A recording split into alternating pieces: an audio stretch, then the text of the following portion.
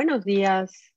Vamos a empezar con el primer día de este encuentro internacional. Quiero agradecer a todos los que nos acompañan en este primer diálogo tan importante, donde vamos a empezar con el primer testimonio. Javier, ¿dónde estás?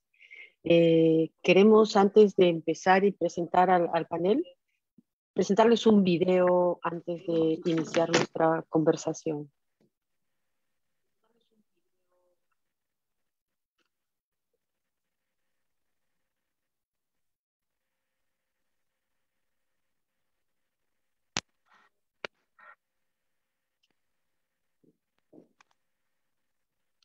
Buenos días. Agradezco profundamente esta honrosa oportunidad de unirme a la celebración del 6º aniversario del Lugar de la Memoria, la Tolerancia y la Inclusión Social, y en el contexto de un encuentro internacional de alta calidad, expresar mi sentido reconocimiento por la presentación impresa del primer testimonio del extraordinario proyecto Narradores de la Memoria, dedicado este testimonio a la trayectoria y los recuerdos de mi hermano Carlos, Javier. no admitas a nadie, son salas separadas. Primero teníamos que hacer otro seteo todavía. Y de la labor Sí, por favor, de la memoria es extraordinaria. Sí, Los productos de ese trabajo deberán ser conocidos y difundidos y al mismo tiempo cumplirán un rol de formación de una auténtica conciencia nacional. El título del volumen que se ha presentado es Javier, ¿dónde estás? Y ese título entraña no necesariamente un elemento de ansiosa incertidumbre, sino fundamentalmente el deseo de tenerlo, de continuar al lado de Javier, de explorar las raíces profundas de una vida y una trayectoria ejemplar, genuina y por todo ello profundamente humana. Sabemos que eso no es posible en el terreno físico, pero espiritualmente y sobre todo con los recursos inalienables del recuerdo de una vida familiar cálida, de risas y de juegos, de búsquedas auténticas de principios y verdades, de ciencia e historia en la escuela primaria y el colegio secundario, una trayectoria de comprensión gradual y ascendente de realidades sociales, políticas, académicas y humanas en la universidad. Javier, mi hermano Javier, nos ha hecho saber pertinazmente que él jamás nos ha abandonado. No nos dejó, se lo llevaron. No murió, lo mataron. No partió, más bien trascendió. El libro es un conjunto de reflexiones espontáneas, dialogales, de reminiscencias afectuosas de sus seres más cercanos, de puntualizaciones de una vida académica y pública guiada seminalmente por principios morales y políticos que jamás se enturbieron con maniobras sectarias. Ese es el mensaje de Javier, hijo, hermano, esposo y padre de calidad profunda y sincera, maestro universitario querido y respetado, hombre guiado por ideales superiores, por normas éticas de validez eterna. Espero que lo lean, que compartan su contenido, así como el de todas las otras publicaciones de este proyecto, y que hagamos con ello el mejor de los servicios a la memoria de nuestros seres queridos. Muchísimas gracias.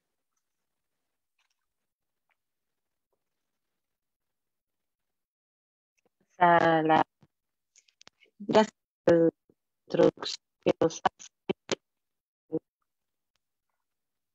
primer diálogo de nuestro encuentro internacional al hermano mayor él es el hermano mayor de Javier.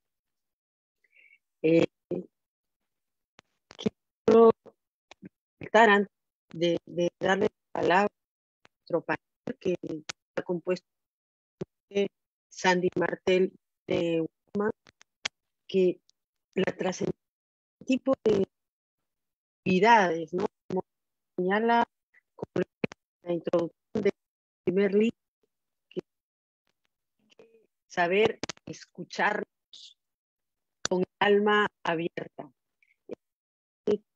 potentes, todo en el que está haciendo cosas, si tuviéramos la capacidad de escuchar.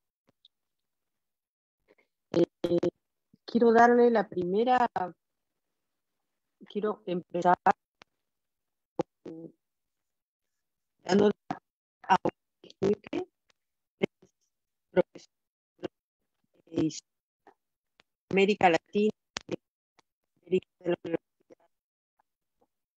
Ha sido en las universidades de Sur y de Guatemala, pues invitarlo a estos marcos. Autor de política y bienestar Perú, el partido de la guerra de Chile en el 2010, y entre otros títulos. Ulrich, muchísimas gracias por participar en este diálogo.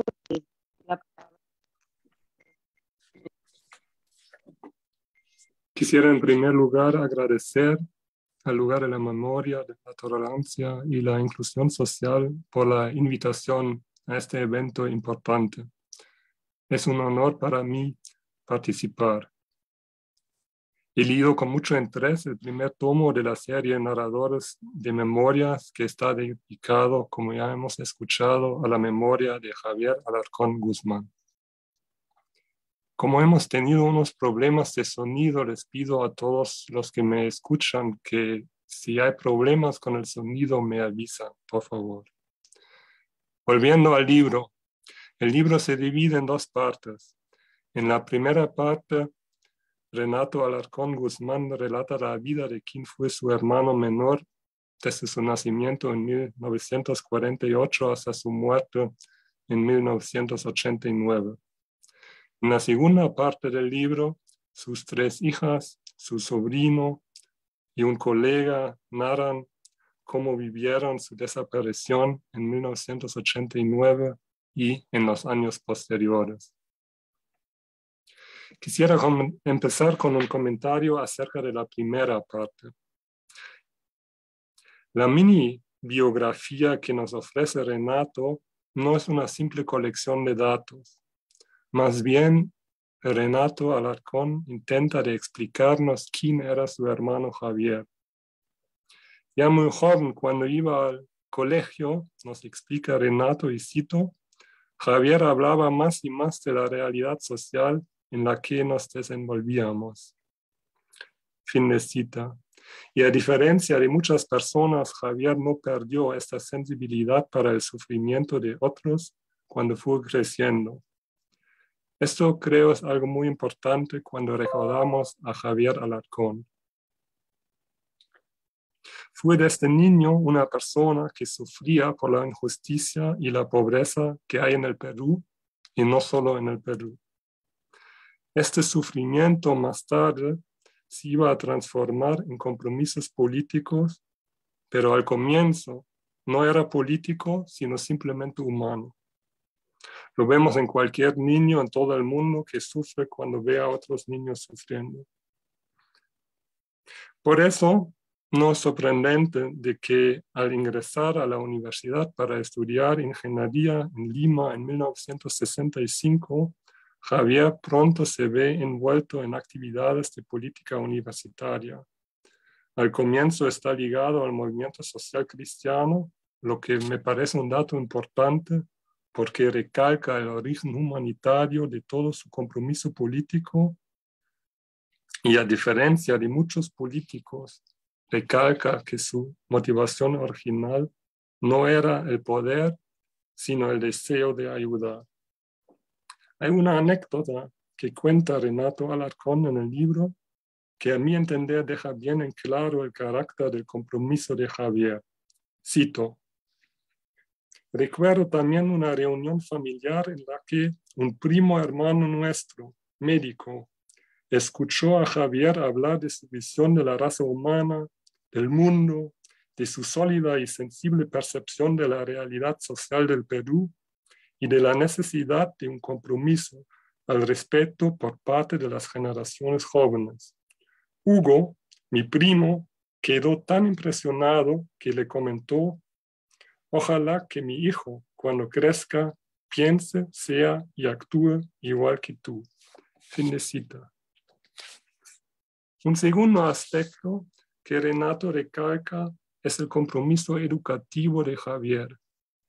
Esto se refiere tanto a su vida privada, en la cual deseaba ser un padre modelo, como a su vida profesional como profesor universitario. Javier estaba convencido de que la educación formaba parte de su compromiso para mejorar el mundo. Es decir, mientras que el compromiso político busca cambios en la sociedad y el Estado, el objetivo de la educación es la socialización y el cambio de personas individuales.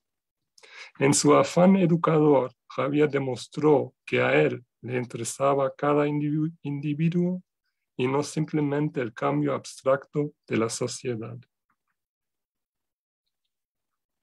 Cuando uno termina la lectura de los recuerdos de Renato, uno piensa haber captado un poquito quién era Javier.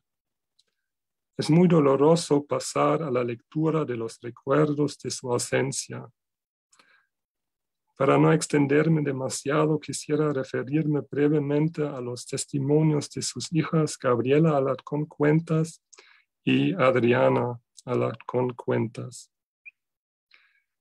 Gabriela empieza sus recuerdos diciendo, cito: lo recuerdo muy poco, porque él murió cuando yo tenía 5 años. Fin de cita. Ella aún tiene presente que su papá le llevó al parque y recuerda algunas imágenes de él.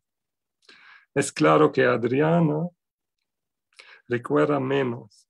Ella tenía solo 2 años cuando su padre desapareció. Dice, y cito nuevamente: no sé si realmente lo recuerdo o son imágenes que he ido formando en mi cabeza a través de las cosas que mi mami me ha ido contando. Fin de cita. Ambas hijas relatan la dureza de la vida sin padre. Relatan su tristeza y la de su mamá, Sonia Cuentas. Ha sido muy duro para todas. Para volver a citar a Adriana, de manera muy personal, crecer sin padre fue muy doloroso. Cada vez que hablábamos de Javier, incluso cuando ya era adolescente, yo no podía hacerlo sin echarme a llorar. Al terminar de leer los relatos de este primer tomo de narradores de memoria, me quedé triste e impresionado. En esos relatos, en este primer tomo de narradores de memorias, existe una tensión entre, por un lado, la vida ejemplar de Javier y por el otro, su brutal ausencia, narrada sobre todo por sus hijas. Creo que esta tensión trasciende la vida individual de Javier Alarcón Guzmán. Es el conflicto, es la tensión entre lo que uno debe hacer y el precio que él pagó cuando hizo lo que él pensó que debería hacer. Javier desde muy temprano escogió una vida que no le iba a traer riquezas y fama. Fue una vida comprometida desde muy joven.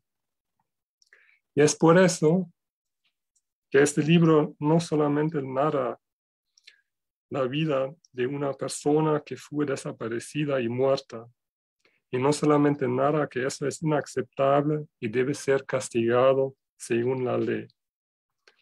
No narra simplemente el dolor que la muerte de un ser querido ocasiona y sigue ocasionando. Narra también que hay una vida antes de la muerte y nos recuerda que esta vida implica compromisos y que sí es posible seguir con sus ideales humanitarios de niño. Por eso yo pienso que este libro contrapone, por un lado, la práctica en una democracia en la cual cada uno interviene pacíficamente para construir la convivencia de todos, y, por el otro, la práctica de la dictadura, en la cual la intervención política se paga con la vida. Por eso ese libro se comprenderá no solo en el Perú, sino en todo el mundo, porque este conflicto entre la democracia, el gobierno del pueblo y la dictadura en la red política existe en todo el mundo. Y el conflicto en uno mismo, si me debo comprometer o si prefiero callar, también existe en todo el mundo, en cada persona. Yo por lo menos me quedé muy impresionado de los recuerdos y utilizaré el texto en mi trabajo como profesor universitario, porque pienso que también aquí en Alemania los y las jóvenes van a aprender mucho de estos testimonios. Muchas gracias. Muchas gracias, Ulrich. Y antes de pasar a una ronda de comentarios, quiero darle directamente la palabra ahora a Sandy Martel. Ella es psicóloga colegiada, magíster en salud pública, con estudios en doctorado en psicología, con especialización en recursos humanos y diplomado en derechos humanos. Tiene una experiencia de trabajo en atención y acompañamiento a las víctimas de la violencia del periodo 2000 en diversas instituciones como la Comisión de la Verdad y Reconciliación y la Dirección de Atención y Acompañamiento de la Dirección General de Búsquedas de Personas Desaparecidas. Sandy, te doy la palabra por 10 minutos. Gracias, Sofía, muy amable. Buenos días con todos y todas. Agradecer por la invitación al doctor Manuel Burga y con ellos a todo el equipo de LUM. En realidad es muy valioso e importante a nivel personal y a nivel institucional también estar en esta ronda con invitados tan reconocidos en este 6º Encuentro Internacional Narradores de Memoria, Resiliencia y Postmemoria, ¿no? Interesante el título que tiene este evento porque nos hace repensar como sociedad toda la importancia de poder formalizar, oficializar las historias de muchos familiares de personas desaparecidas, como la familia de Javier Alarcón. Agradecer a Francisco Esteves, el director del Museo de la Memoria y los Derechos Humanos en Chile, quien estuvo haciendo la presentación inicial junto al doctor Murga, y saludar también especialmente a la familia de Javier, del señor Javier Alarcón, al señor Renato Alarcón, a Daniel Alarcón, quien es el sobrino, a Elena Chávez, que tengo el gusto de conocerla hace muchos años, he trabajado con ella, a Gabriela Alarcón, a Adriana Alarcón, a Edilberto Guamaní, y un saludo especial hacia el cielo a la señora Sonia, ¿no? Quien ha sido la protagonista junto a sus hijas y su familia en todo este proceso de búsqueda. Además, quería mencionar, felicitar al LUM por impulsar estos proyectos que permiten la construcción de memorias individuales, de memorias familiares y colectivas, ¿no? Y que estas a su vez sean parte de políticas públicas, que es lo más importante. La importancia de que las nuevas generaciones, como tal lo dice la presentación del libro de Javier, ¿Dónde estás?, que la importancia de que las nuevas generaciones conozcan estas historias y la indesmayable búsqueda de sus seres queridos por encontrar una verdad, la respuesta, la justicia, ¿no? La reparación, y que no se vuelvan a repetir todos estos hechos.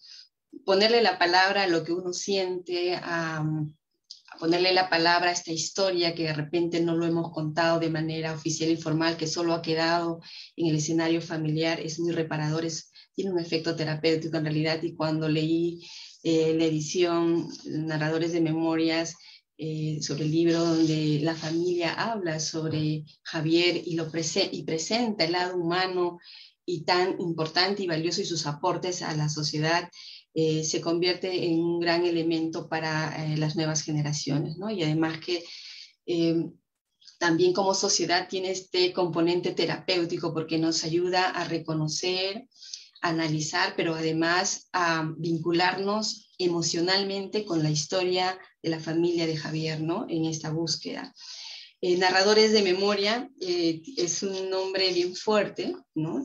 Porque impacta al momento que uno empieza a leer la historia, a leer los testimonios de muchos de los familiares, y creo que es importante rescatar cómo los familiares han ido colocando, y algo que en toda la lectura de este libro es cómo lo recuerdan, ¿no? Con tanto amor, con tanto cariño, de cómo Javier hablaba mucho de la necesidad de combatir la pobreza y de presentar sus puntos de vista de manera articulada y elegante, ¿no? O sea, de una manera pacífica, de una manera concertadora. Es algo que se resalta mucho en el libro y lo menciona el hermano, lo mencionan las hijas, y también todos los que hace, por ejemplo, también Edilberto Guamaní habla mucho de eso, ¿no? De cómo el discurso de Javier iba hacia ese lado, buscando un activismo solidario. Y el otro escenario que me parece muy rico es justamente en este contexto de la Navidad, cuando una de las sobrinas de Javier, Patricia, ¿no? Que en ese momento tenía 4 años, habló sobre la Navidad, ¿no? Que es una cuestión tan familiar, tan simbólica y potente, con el mensaje que él le menciona y le responde frente a las expectativas que tenía pues la pequeña Patricia sobre la Navidad, de que era un tiempo de regalos y un tiempo de festividad. Y cuando Javier le menciona que la Navidad no era solamente un intercambio de obsequios, sino también una reafirmación de la unidad y del afecto familiar. Un recuerdo de los amigos queridos, una celebración de paz, amor y esperanza, ¿no? Qué potente ese mensaje, cómo ha calado esto en la familia, y creo que este es un mensaje que trasciende, ¿no? Que puede quedarse en un escenario muy individual, de afecto hacia la sobrina, de explicación, pero que realmente tiene este significado que va hacia lo social, hacia ver más allá de tu interés individual y a un interés colectivo. Y creo que allí definitivamente los padres de Javier deben haber hecho un trabajo como padres de ir inculcando valores muy valiosos en los hijos, porque de alguna manera en Renato también se siente y se nota al momento de hablar de la historia de su hermano, cómo ha impactado, no con un resentimiento, no con con un rechazo a lo que sucedió, sino más bien con una nueva perspectiva, ¿no? Como él lo dice, con una perspectiva de que esto no vuelva a ocurrir, que esto no le debe pasar a más peruanos, y eso es tan importante resaltarlo en este proceso. Hay algo bien interesante, el tema de la importancia de escuchar al otro, ¿no? Cómo se vuelve un canal tan importante y cómo este escuchar al otro se traduce en esta versión de Narradores de Memoria, un espacio importantísimo de escucha, traducido en algo escrito que se vuelve muy rico y que además nos pone este escenario de cómo escucharnos todos como con el alma abierta, como dice en la presentación, ¿no? Esto de mirar no solamente los hechos que ocurrieron, sino cómo los familiares en esta participación activa de la búsqueda han ido contando estos detalles tan bonitos, personales y familiares, que nos conectan con eso, ¿no? Que nos hacen que saquemos los prejuicios, saquemos todas estas cosas que de repente alrededor podríamos cuestionar, pero realmente esta versión de Narradores de Memorias, cuando leemos lo que los familiares nos cuentan, nos permite eso. La importancia de validar socialmente el dolor es básico en este proceso, ¿no? El validar la incertidumbre de los familiares, y además de las inquietudes y preocupaciones que surgen los familiares y sigue latente en todo este proceso de búsqueda, ¿no? Hasta encontrarlos finalmente. En este proceso vamos a ver que se movilizan muchas emociones, ¿no? Muchas emociones, y en algún momento probablemente han escuchado hablar sobre la pérdida ambigua. Es este proceso en el cual es cuando la persona no está presente físicamente, pero psicológicamente sí lo está. Entonces, es esta condición que se mantiene desde el momento que probablemente la esposa Sonia, ¿no? La esposa de Javier, recibe la última llamada de Javier en diciembre, justamente en estas fechas, y nunca más vuelve a escuchar de él, ¿no? Entonces, como esta situación latente por más de 30 años, al igual que las hijas y el hermano y a los hermanos de Javier, han quedado como esta situación ambigua, ¿no? O sea, tener la confirmación de que ya no está físicamente, pero a la vez no tener la certeza de saber qué sucedió, ¿no? Entonces vamos a ver que esta situación pues genera muchas situaciones en los familiares, y probablemente no solamente en la familia de Javier, sino en muchas familias en nuestro país que están en este proceso de búsqueda. Hay más de 19,000 familias en este momento en nuestro país que están a la espera de una respuesta oficial como Estado, ¿no? Saber la verdad, qué sucedió, cuál fue el paradero o la suerte final de mi ser querido. Entonces son 19 familias como la de Javier que están en ese proceso de tener una respuesta, una verdad. Y son más de 25, 30 años en muchos de los casos que van a presentar en toda esta jornada. Entonces, estas secuelas psicosociales que quedan en los familiares, si bien es cierto, hay todo un grupo de secuelas como esta ausencia de rituales que en la normalidad la tenemos, ¿no? En la del velatorio, del entierro, de lo simbólico del acompañamiento comunitario, pero cuando pasa una situación de desaparición, todo esto está ausente, ¿no? Queda como pendiente en el tiempo. Además, a nivel del plano familiar, se da estos cambios de roles, ¿no? Sonia tuvo que de un momento a otro tener que asumir el liderazgo de la familia. Las dos hijas pequeñas tuvieron que esperar por 6 meses para ir junto a Sonia, luego de viajar hacia Bolivia, hacia su asilo.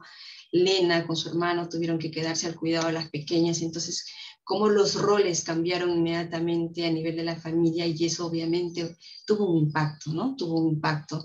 El tema de la ruptura familiar en ese momento, de la desintegración, para poder poner a salvo la vida de cada uno de los integrantes, y más allá de estar todos los días atentos a alguna noticia sobre el paradero de Javier, debe haber sido muy, muy fuerte, impactante, como lo cuenta Renato, ¿no? El hermano, y también para Renato y su familia el estar en el extranjero también debe haber sido tiempos de mucha angustia por no saber qué hacer, a dónde buscar, porque finalmente se perdieron los rastros de Javier después de la última llamada, ¿no?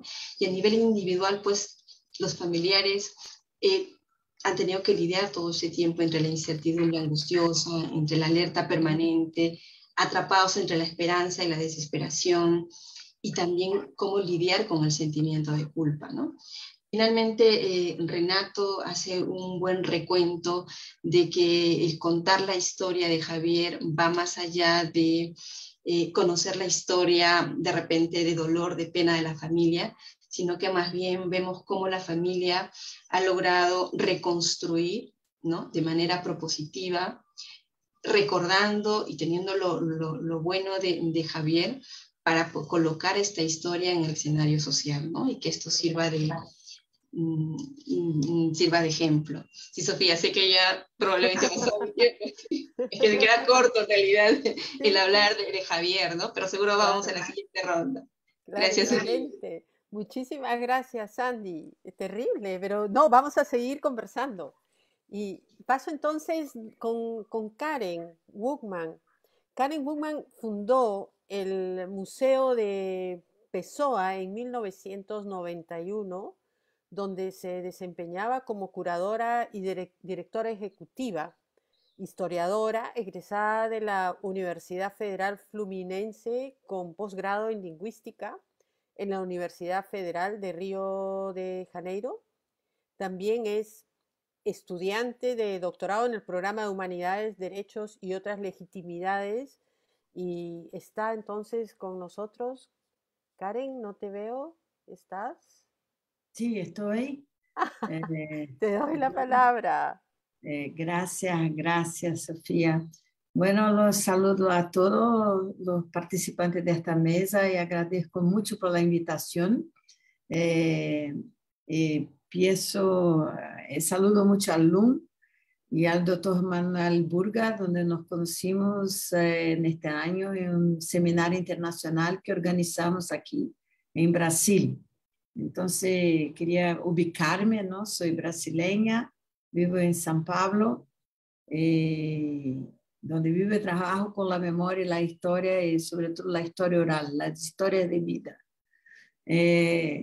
Desde esta perspectiva de historiadora, de persona que trabaja con la idea de la memoria y de las narrativas, que voy a hacer mi reflexión. También de la perspectiva de brasileña de la América Latina, de parte de un continente que está constantemente teniendo que dialogar con su propia historia, ¿no? Una historia que se repite muchísimas veces en muchísimos ciclos, se sucede en países, en momentos distintos, pero que se sucede casi como una música que vuelve y vuelve, que son las historias de violencia, las historias de la tortura, las historias de desaparecimiento de los ciudadanos. También hay esta historia muy conflictuosa en Brasil. En este momento es con mucha alegría que participo de este encuentro, porque veo que en el Perú las políticas de reparación, las políticas públicas de reparación están siendo asumidas por el Estado. Lo que estamos pasando en Brasil es exactamente lo opuesto. Entonces, por esto saludo la iniciativa, cumplimento a todos y a todas, y pienso un poco que la lectura del libro, ¿no? de Javier, donde está, me pareció muy emocionante, muy tocante en la primera lectura. También me hizo reflexionar mucho sobre la cuestión de la memoria, el trauma y de la repetición. ¿Cuáles son las funciones de la memoria, de los traumas y de la repetición? ¿Y cuál es la función de una iniciativa como esta de LUM? La iniciativa Narradores de Memoria, que me pareció un proceso necesario, no solo como un proceso de reparación del Estado, pero también un proceso de cura para los individuos y la familia que están involucrados en este proceso de violencia. Entonces, pienso un poco que este proceso de reparación se da en dos dimensiones. En el aspecto de la familia y de todos aquellos que conocieron a Javier, que vivieron los sobrinos, el hermano, sobre todo la esposa y las hijas, que se quedan con una ausencia, ¿no? Que el proceso de desaparecimiento y de la violencia de una persona que no se sabe lo que pasó es un proceso de ausencia. Este proceso no se encierra nunca.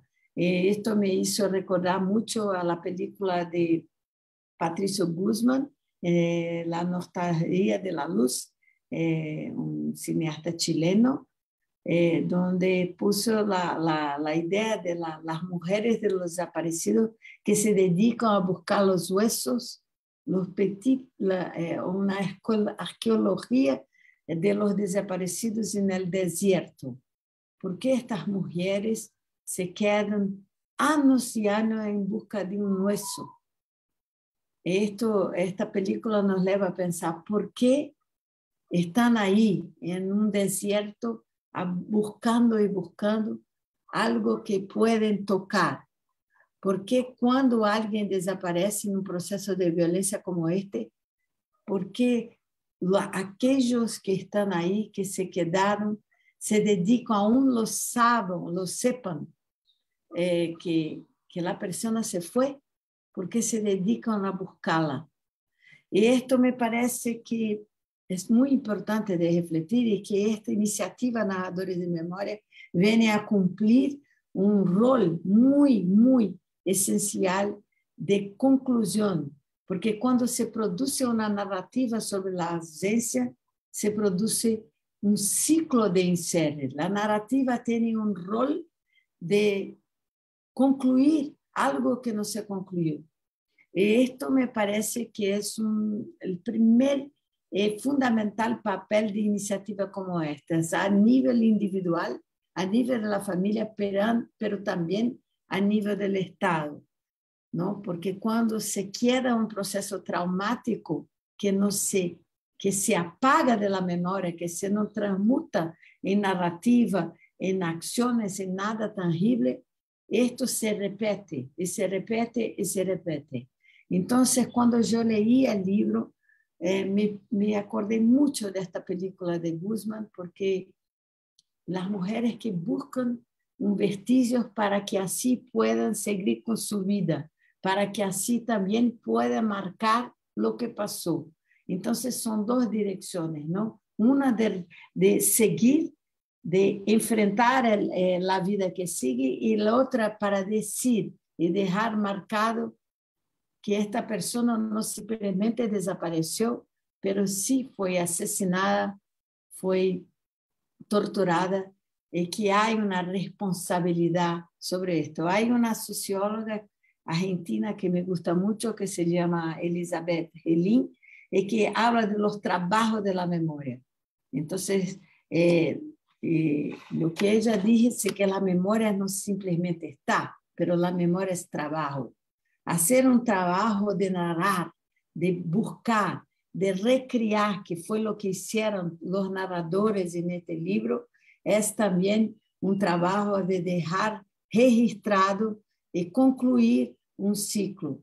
Pero concluir no para encerrar este ciclo, pero sí para reflexionar, para reparar y sobre todo para que esto de alguna manera no se repita. Yo creo que nosotros que trabajamos con historia no tenemos que ser humildes, no sé si esta palabra existe en castellano, pero tenemos que ser humildes para saber que la historia no es una cosa lineal. La historia se repite y también no tiene una lógica. Nosotros intentamos refletir sobre las narrativas que podemos crear sobre las historias, pero no podemos decir esto no se va a pasar.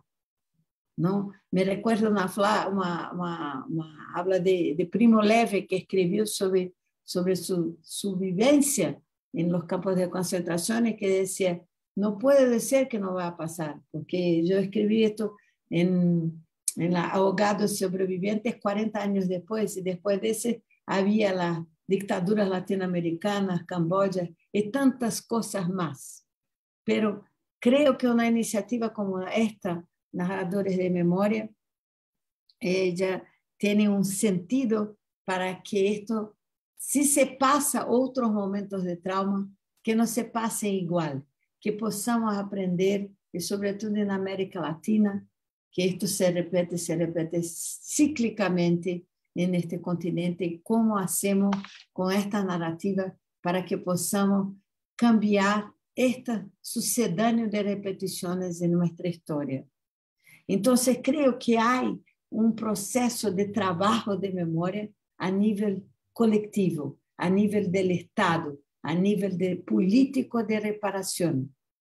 Y que esto es muy importante cuando uno se lleva la dimensión individual a la dimensión pública. No la vida de Javier con sus hijas, la vida de su esposa, que tuvo que salir para Bolivia, no es un hecho particular y privado, pero es algo que es de toda una generación que se pasó. Estas vidas, cuando tienen un reconocimiento de lo que pasó por el Estado, por el colectivo, asumen una dimensión política. Y esto para mí es la importancia de entre muchas de esta iniciativa. Y cuando vamos a las narrativas personales, yo iba a citar algunas que ya fueron citadas, no voy a repetirlas, entonces voy a citar una más que me pareció muy interesante, la narrativa de Daniel Alarcón, que es el sobrino, ¿no? Y que empieza diciendo, recuerdo que fue una noche de 89, en el mes de diciembre, donde él, un niño, escuchó el sonido del teléfono en los Estados Unidos con la noticia de que Javier había desaparecido. Como esto, escuchado por un niño, de un teléfono y un otro espacio, se produjo un impacto tal en la familia, que son círculos de impacto, que él escribió su redacción en la universidad sobre este hecho, que él se volvió al Perú para reescribir sobre todo eso. Entonces, como estas narrativas se hacen nuevas narrativas y más nuevas narrativas que pueden se tornar narrativas colectivas. Entonces, desde un recuerdo de una noche como esto, hoy estamos aquí discutiendo una ausencia que tiene un sentido de que las memorias no se pueden ser apagadas y el ejercicio de la narrativa es fundamental para que podamos cambiar la historia. Pronto. Gracias. Gracias, Karen. Mira, hemos tenido la primera rueda, vamos a tener una segunda rueda y si es necesario una tercera, esta segunda rueda más pequeña de 5 minutos. Pero tan interesante todo lo que han planteado, ¿no? Cuando Ulrich nos plantea la tensión entre democracia y dictadura, ¿no? Como una persona que asume una postura política, tiene una visión del país, de lo que quiere que se haga en su país, lo lleva a la muerte o algo peor todavía, a la desaparición, que es más cruel todavía, ¿no? Entonces, cómo esta lucha política te puede llevar a situaciones como estas, ¿no? Las del pensamiento único y que no se admite la disidencia y hay que desaparecer al otro. Creo que es un tema tan fuerte que está tan vigente como decía Karen, ¿no? O sea, la historia no es lineal, entonces se repite y seguimos viviendo situaciones así y además en el mundo ahora con nuevos vigor están saliendo estos grupos con pensamiento fascista, ¿no? Y también lo que nos contaba Sandy, ¿no? O sea, cómo ella además conoce, yo también conozco a Elena, conozco a la familia y cómo esto es terapéutico de alguna manera para la familia y cómo también, y es lo importante creo de este trabajo que se hace en el cómo no solo se queda en la familia, sino que haces partícipe a la sociedad y la sociedad pueda aprender de esto, solidarizarse de esto y reflexionar con estas vidas y estas narraciones, ¿no? Como para lo que nos dice además Karen, tan importante de este proceso colectivo de memoria que es el esfuerzo que está haciendo el UMI, cómo esto pasa a ser una dimensión política y que sí, es la narración como un registro, como un rol de cierre y como un proceso de reflexión, me parece recontra interesante, sobre todo todo lo que ustedes han dicho, sobre todo por toda la tarea pendiente que nos hizo referencia Sandy en este país, en Perú. Tenemos todavía más de 19.000 historias que tenemos que reconstruir todavía y 19.000 familias que siguen esperando eso. O sea, quiero darles la segunda vuelta y no hablar más yo y empezar con este interesante diálogo. Ulrich, te doy la palabra. Gracias. quisiera referirme a lo que dijo Renato Alarcón en su video, donde dice: Javier, ¿dónde estás? No significa que no sabemos dónde está, sino de buscar su memoria y recordarlo y tenerlo presente en la memoria, porque eso se conecta con lo que acaba de decir Karen, refiriéndose a Elizabeth Yeltsin, que dice que la memoria no está ahí nomás, sino la memoria es un trabajo, o yo diría un esfuerzo, es una comunicación, es algo que tenemos que hacer. Es decir, la memoria no está presente si nosotros no trabajamos la memoria, si no nosotros recordamos activamente. Y se sobreentiende que ninguna sociedad puede existir, puede vivir sin memoria. Es decir, la memoria siempre es una discusión sobre el presente, tal cual como recordamos, tal cual organizamos nuestro presente. Es decir, la memoria no simplemente es un trabajo inevitable, un trabajo necesario, sino la memoria también decide de alguna forma en qué sociedad vivimos. Es decir, si recordamos lo que eran crímenes como algo normal o necesario, vamos a vivir en otra sociedad si no lo recordamos como lo que eran crímenes. Y por eso es que la sociedad, el Perú, pero no solamente el Perú, porque lo que digo igual para todos los países del mundo y todas las sociedades, es por eso que el Perú requiere la memoria de los familiares, de los asesinados y desaparecidos en la época de la violencia entre 1980 y 2000. Recordar a Javier Alarcón en ese primer tomo por parte de su hermano y de familiares es por eso un servicio que ellos hacen a la sociedad peruana. Es que ellos, a pesar de lo que la sociedad y el Estado peruano le han hecho, contestan sirviendo a la sociedad peruana. Y eso me parece muy impresionante. Y eso, para volver a Javier Alarcón, me parece como seguir el camino de Javier Alarcón, de servir a la sociedad, de trabajar por una sociedad mejor y trabajar por una sociedad democrática. Y para eso se necesita la memoria y el debate sobre el pasado, sobre todo el debate sobre este pasado. Gracias. Muchas gracias, Ulrich. Sandy.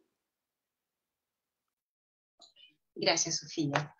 Yo creo que Ulrich como Karen traen al escenario ese tema de la memoria, ¿no? La memoria, esta memoria individual que es la que tiene Daniel, es la que tiene Renato, es la que tiene Elena, la que tiene cada una de las hijas de Javier, al igual la memoria individual que tenía Sonia en relación a todo lo que le había tocado vivir, inclusive hasta el año 2019, en donde la llaman un funcionario en Junín, y finalmente ella menciona que se volvió decepcionada porque se convirtió en un acto netamente protocolar, ¿no? Entonces como que no cumplió con las expectativas que de repente Sonia en su momento tenía.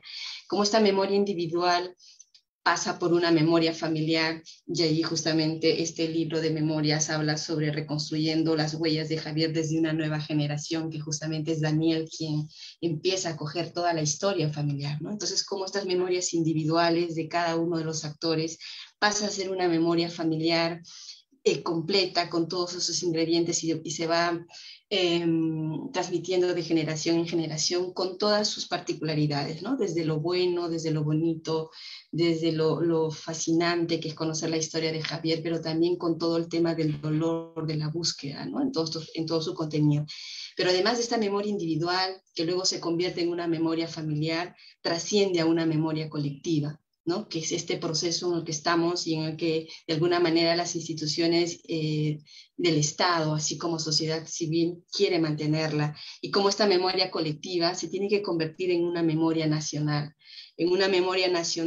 que sea una memoria ciudadana, ¿no?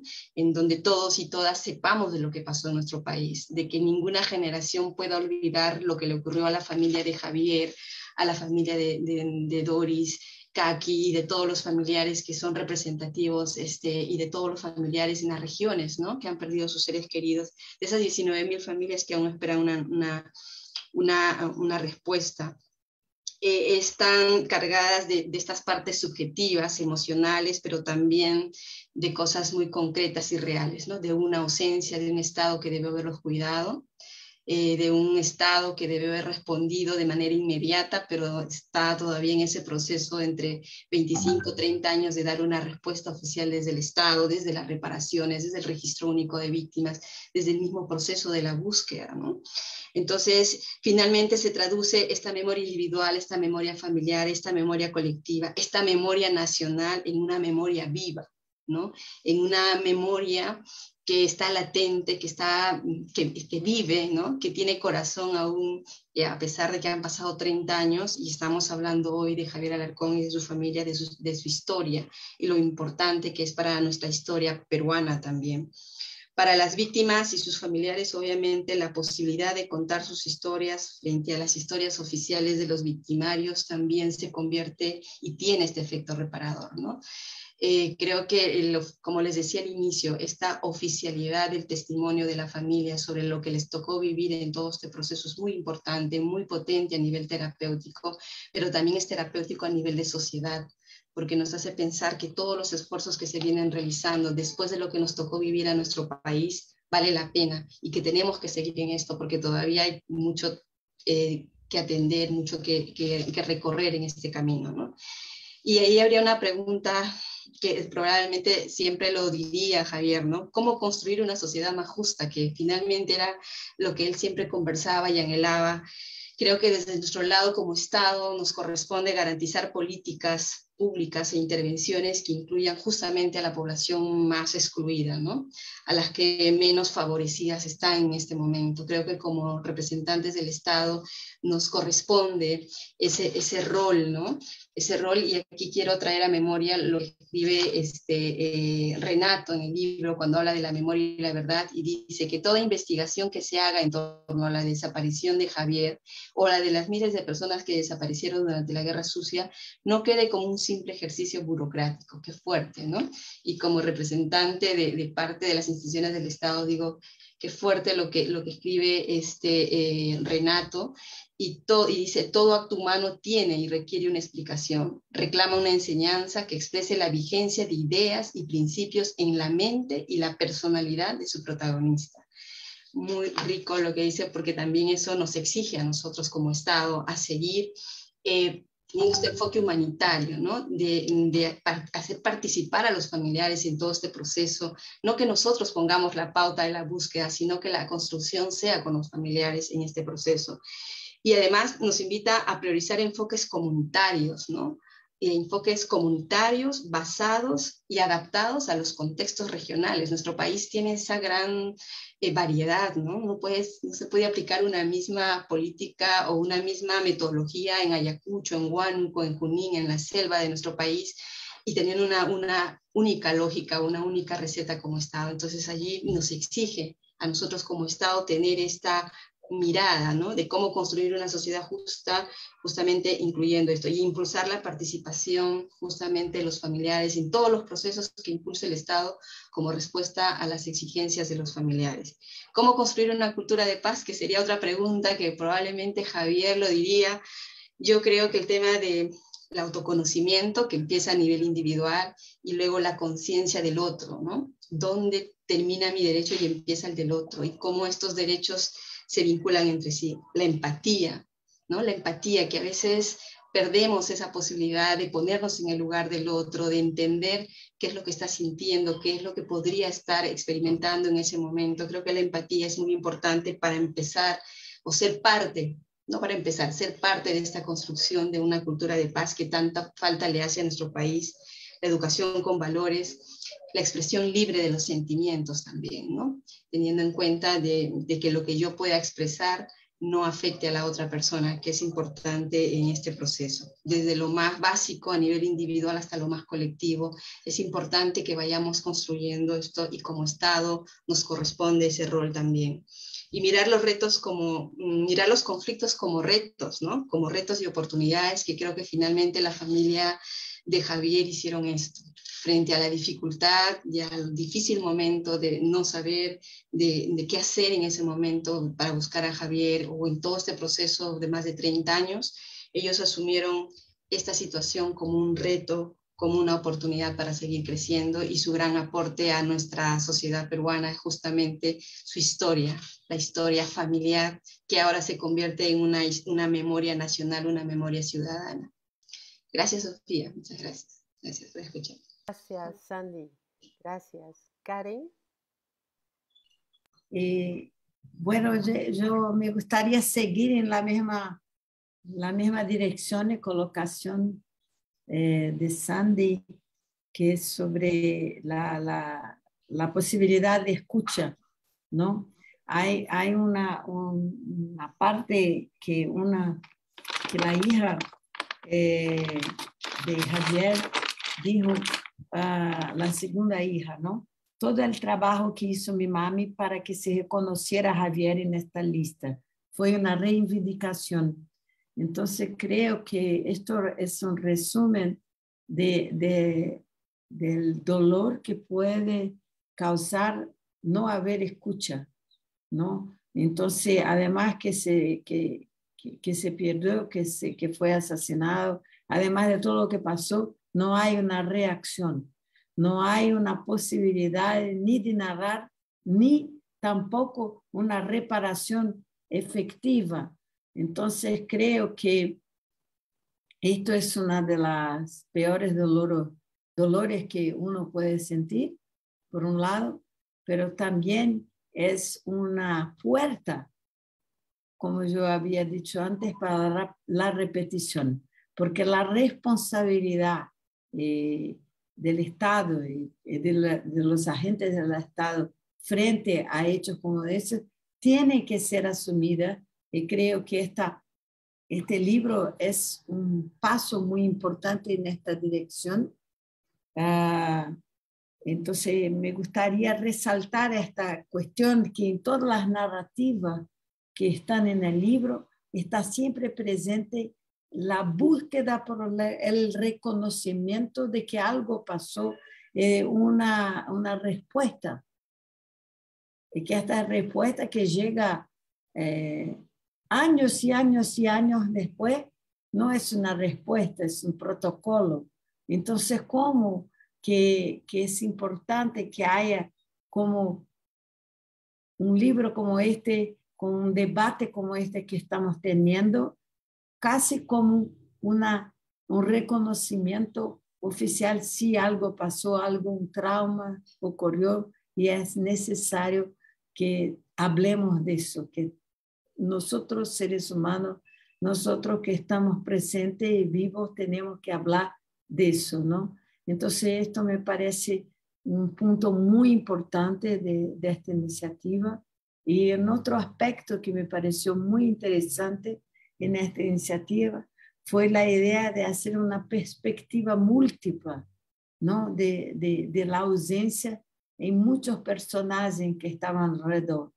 Y cómo esta ausencia se marca distintamente dependiendo de la posición, del lugar que la persona estaba. Entonces esto no es que Javier no es más una persona, pero es una memoria distinta de múltiples personas. Y esta perspectiva distinta y múltiple de tanto de una hija chiquitita, ¿no? De un sobrino, de una enteada, de un hermano, como una persona puede desear tantas memorias distintas e impactar, sí, la vida de todos aquellos que estaban envueltos. Hacer una narrativa múltiple como esa me parece una forma de reconocer también, no solo que hay que reconocer que no hubo una escucha. Entonces este libro también en él está presente. Sí, no hubo escucha, no hubo una reparación, no hubo una acción, un resultado. Y por otro lado, reconocer cómo esta ausencia se puede implicar e impactar tantas vidas de formas tan distintas. Creo que es importante pensar que esta iniciativa trae este tipo de impacto. Gracias, gracias Karen. Mira, tan interesante, tan importante todo lo que nos están planteando. Y quiero terminar de la manera siguiente. Vamos a escuchar 3 minutos a Renato, el hermano mayor de Javier, que quiere decirnos una palabra. Él habló al principio y ahora quiere, después de escucharnos, intervenir. Y vamos a hacer una ronda muy pequeñita de su reflexión final después que escuchemos a Renato y terminamos nuestra primera mesa. Entonces, quiero darle la palabra a Renato. Renato, ¿estás ahí? Sí, ¿se me escucha? Ok, sí. Perfecto, Muchísimas adelante. gracias. Muchísimas gracias, doctora Maher. Quiero también agradecer enormemente a los 3 panelistas por todo lo que nos han enseñado esta mañana.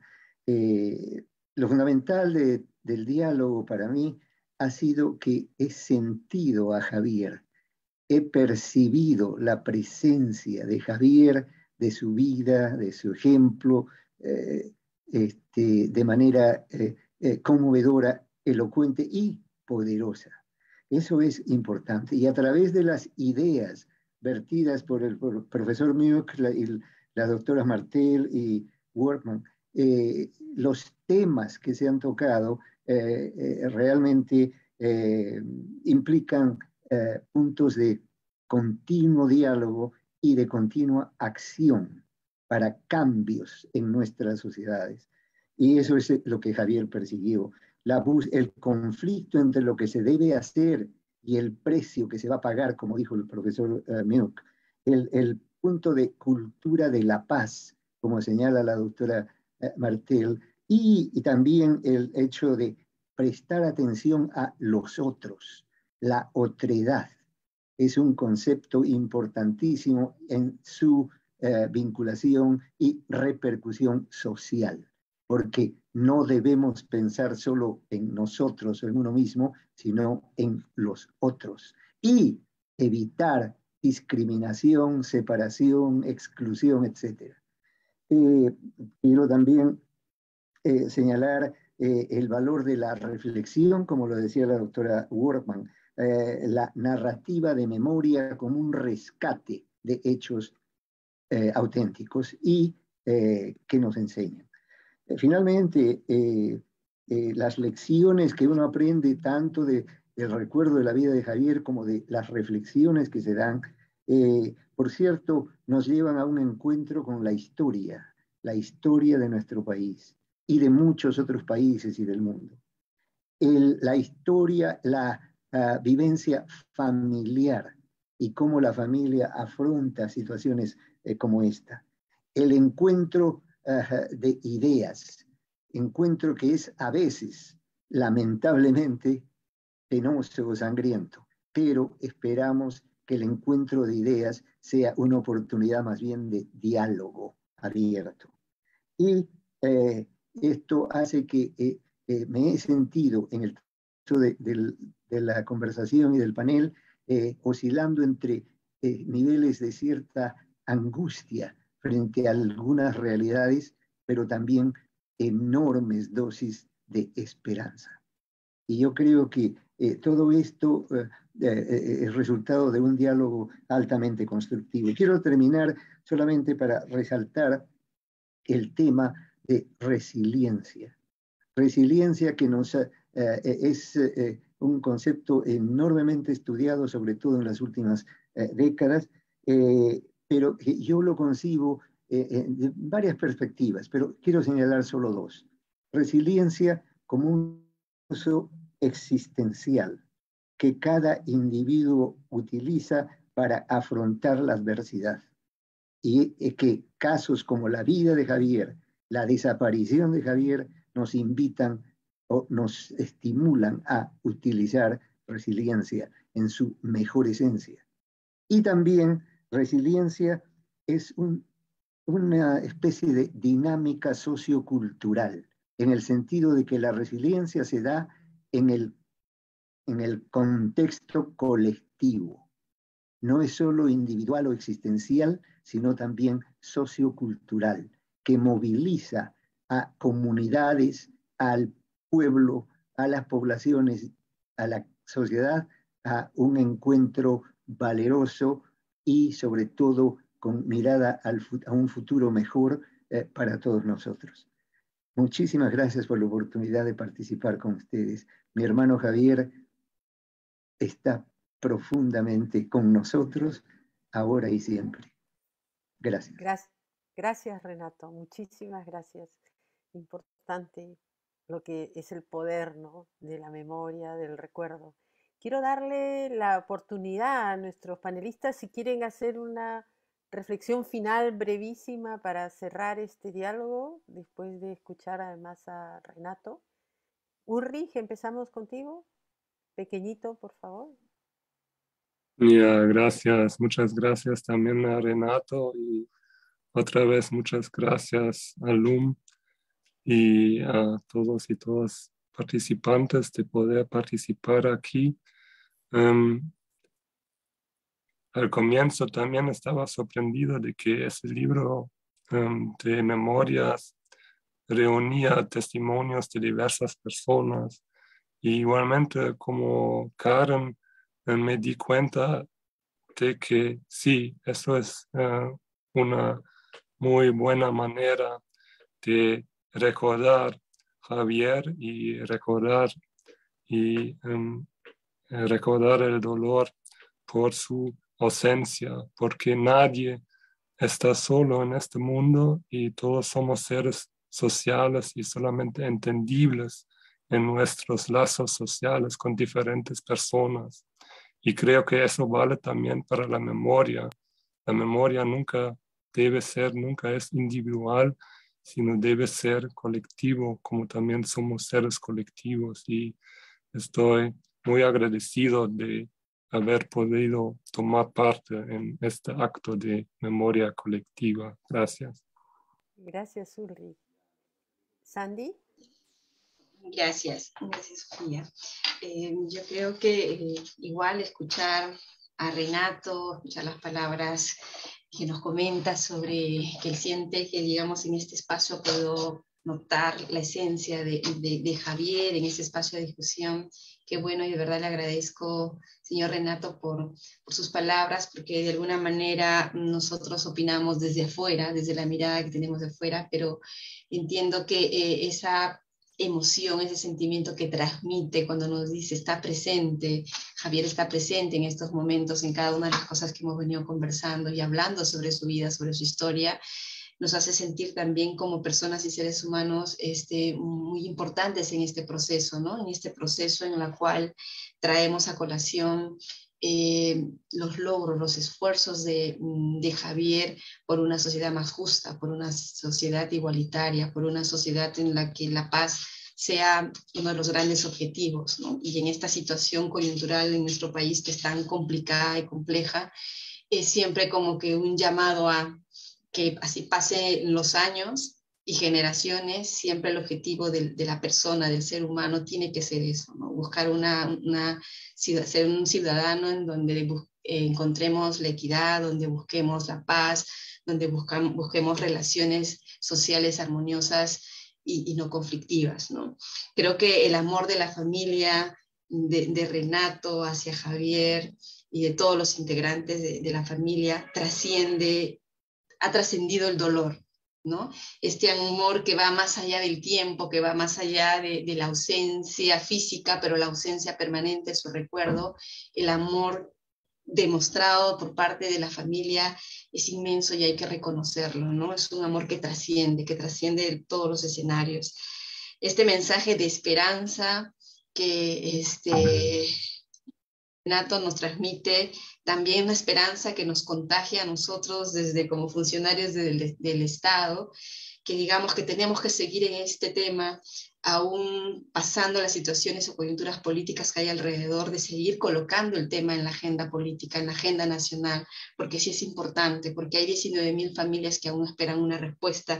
Y este mensaje de esperanza, esto que hablaba sobre la resiliencia, que es tan, tan importante rescatarlo y mencionarlo, pues que esta resiliencia que significa transformación positiva y de crecimiento, ¿no? A pesar del dolor y de la pena, creo que es un mensaje del cual me quedo en este espacio, es el mensaje que me llevo de Renato, y sé que Renato y de Javier, a través de él, y esta necesidad de seguir construyendo memorias, ¿no? Para que finalmente estas memorias puedan traducirse en verdades, pero en verdades colectivas, basadas en las verdades de las familias, de sus sentimientos, de sus emociones, que trascienden todo escenario político, todo escenario cultural incluso, ¿no? Entonces me quedo con eso. Gracias, señor Renato, por todo este tiempo, por toda la información tan valiosa que hay en este libro, igual a las hijas de Javier, y como decía al inicio, en el cielo, a la señora Sonia, ¿no? Por también habernos, a través de estas historias, conocer a Javier como padre, ¿no? A Javier como esposo, Javier como pareja, que hay fotos que me impactaron mucho donde el señor Javier está cargado a una de sus hijas y es una foto muy hermosa, ¿no? Muy, muy hermosa. Gracias, señor Renato, muchas gracias a todos los que... un abrazo fraterno. Gracias, Andy. Gracias, Andy. Karen. Bueno, yo quería encerrar haciendo dos agradecimientos. Un al señor Renato, que no conocía, pero por nos dejar, y a mí, de tan lejos, a participar de este evento de memoria. Creo que lo que estamos haciendo es recriando la memoria y la historia de Javier juntos, ¿no? Esto más de una forma más compartida, tan grande como el que estamos aquí en Brasil, Alemania, y recreando. Y este espacio nos fue concedido por esta iniciativa, pero por la familia sobre todo, donde la ausencia y el dolor son íntimas. Entonces, muchas gracias por sus palabras. Y quería agradecer también a Lu y a ustedes por la iniciativa, porque creo que es una pregunta que les dejo: ¿por qué hacemos memoria, no? ¿Por qué nos dedicamos a eso?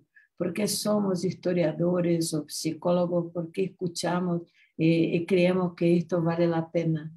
Y para mí es porque teníamos que cambiar como personas y como sociedad. Y sin esto no lo lograremos. Entonces, creo que esta es una iniciativa de cambio, del cambio que es necesario y será siempre. Entonces, los agradezco a todos por poder participar de este evento que es casi como un ritual de memoria. Gracias. Gracias, Karen. Gracias a todos ustedes. Nos dejan mucho que reflexionar, puntos tan importantes que han planteado, como que el trabajo de memoria no viene solo. El trabajo de memoria hay que trabajarlo, hay que impulsarlo. Esa es la tarea en la que se encuentra el hay que trabajarlo con la sociedad, hay que trabajarlo con la familia y la sociedad se va a beneficiar. Un punto muy importante que nos deja también es que este recordar no puede, y el recordar de la lucha política, del compromiso político de alguien, no puede llevarnos a una conclusión de que la muerte es inevitable, que la muerte es parte de la lucha política. Creo que algo fuerte con la que nos tenemos que quedar, que conservar, es que hay que recordarlos como crímenes. Esto no es política, así no se hace la política, así no se debe hacer la política. Hay gente que asume posturas y las tiene que defender y hay lucha, pero no nos tiene que llevar al crimen, al asesinato. Cómo estas memorias nos permiten sanar a la familia, pero también tiene un efecto tan grande en nosotros como sociedad, ¿no? Como la manera en que han presentado esta memoria, como nos decía Karen, ya no es solo la memoria de Javier, sino son múltiples memorias, y cómo la desaparición de Javier afectó de manera diferente y de manera particular a cada uno de los miembros de la familia, y que ponerlos ahora, publicarlos, recordarlos, nos tiene que afectar a toda la sociedad como nuestra, como si fuera nuestra, y que esto no puede repetirse nuevamente en nuestro país. Es de alguna manera el ejercicio que hemos hecho, el diálogo que hemos hecho, es una manera de seguir la lucha de Javier, de cómo poder llegar a ser una sociedad más justa, una sociedad en que no nos matemos porque pensemos diferente.